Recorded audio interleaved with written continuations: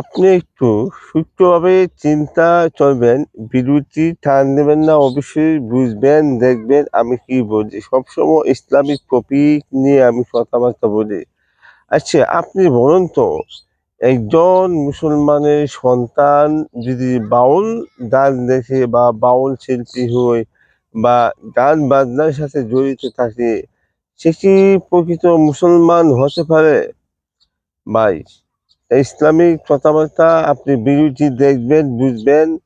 আপনি সূক্ষ্মভাবে চিন্তা করবেন, লাইক, কমেন্ট, শেয়ার দিবেন।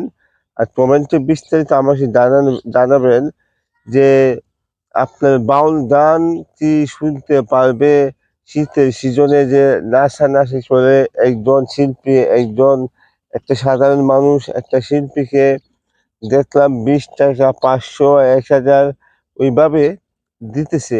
এইগুলো ইসলামের দৃষ্টিতে কতটুকু সঠিক, আপনারা আমাকে বিস্তারিত বলবেন। আমি ভাই যতটুকু জানি ইসলামিক দৃষ্টিতে সম্পূর্ণ হারাম।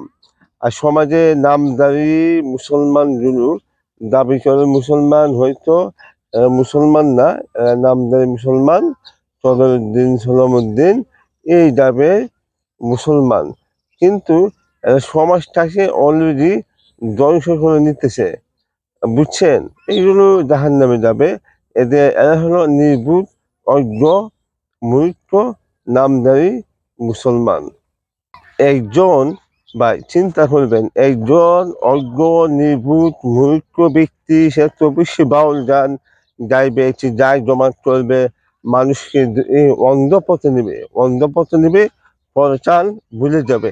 এই যে আমি দেখলাম শীতের সিজনের মধ্যে বহুত গান বাজনা হয়, একটা মাহফিল করবেন, ওয়াজ করবেন, মানুষ নাই, কিন্তু দুনিয়ার নিকৃষ্ট সাথে সাথে জড়িত। এগুলো হলো নির্বোধ, মূর্খ, শতান, বলদ, কোরআনে শিক্ষা নাই, ধর্মীয় শিক্ষা নাই।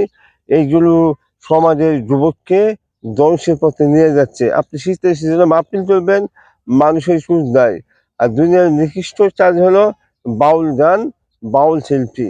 এরা হলো অদ্ভুত মানুষ, এতে বলদ, মূর্খ, শয়তান।